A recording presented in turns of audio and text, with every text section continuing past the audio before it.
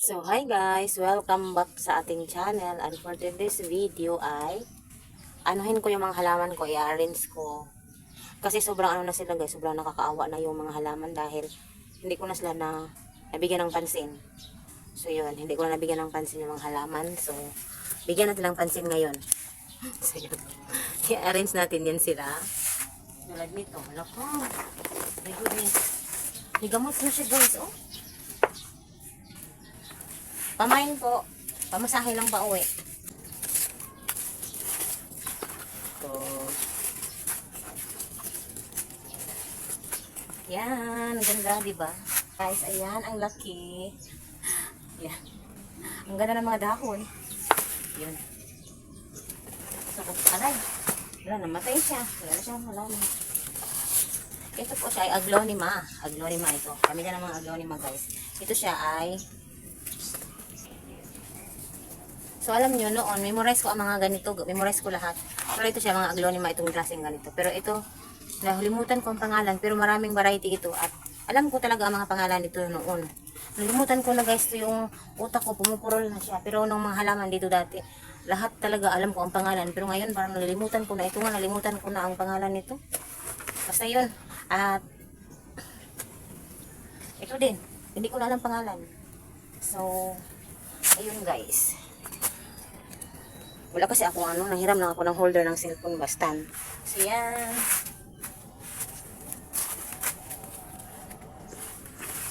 Tingnan nyo. Ano yan? Mushroom.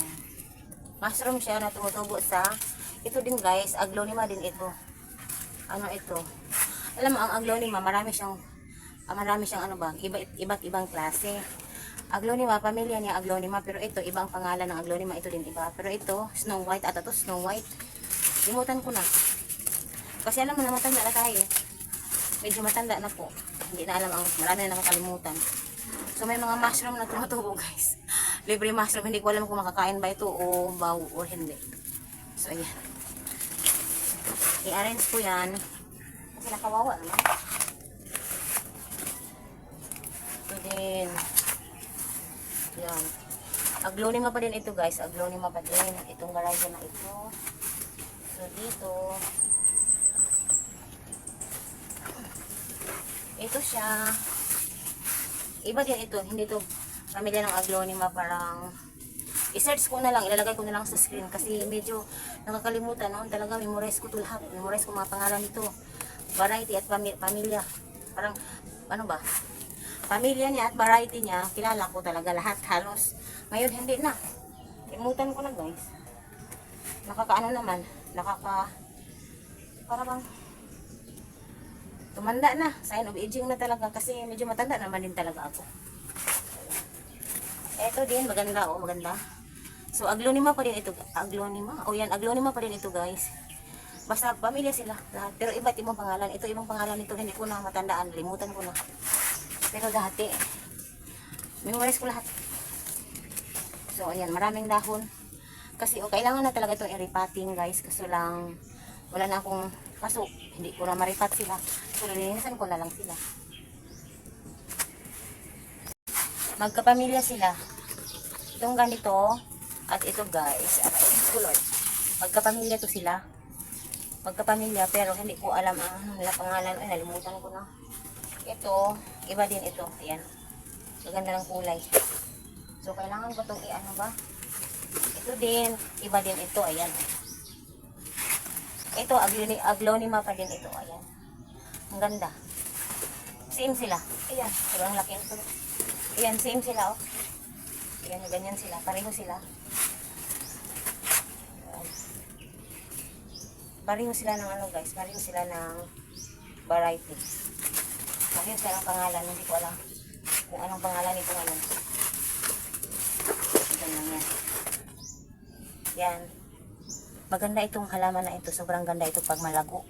Kaso dati malago ito. Napabayaan ko na. Wala na. Yan o. Ang ganda ng dahon niya. Ang ganda ng kulay ng dahon niya. Lalo na itong sa ano. Yan o. Yan o. Di ba ang ganda? So yan o. Ganda ng dahon. Ayan. So i-arrange ko ito. Lahat-lahat. Ayan. Marami pa yan, oh. Tingnan nyo. Ang lalago. So, itong dito, oh, parehas na ng pamilya. Parehas na yan lahat, oh. Yun, mga ano yun. Yung namulaklak ng pink, ano. Ano ba yan? Ang puro lang utak ko ngayon sa mga halaman. Hindi ko alam ang mga pangalan. Hindi ko alam talaga. Sobrang mapurol yung utak ko. Iwan ko ba? Ganyan. Sobrang ano ko na. Pawis.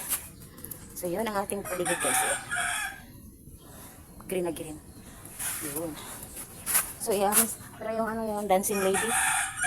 Yan, rubber tree. Yan, rubber tree. Iba yung rubber plant. Yan, rubber tree. Yan siya yung kinukuhanan ng katas para gawing gulong. Goma ba? Goma. Yan, puno po yan siya.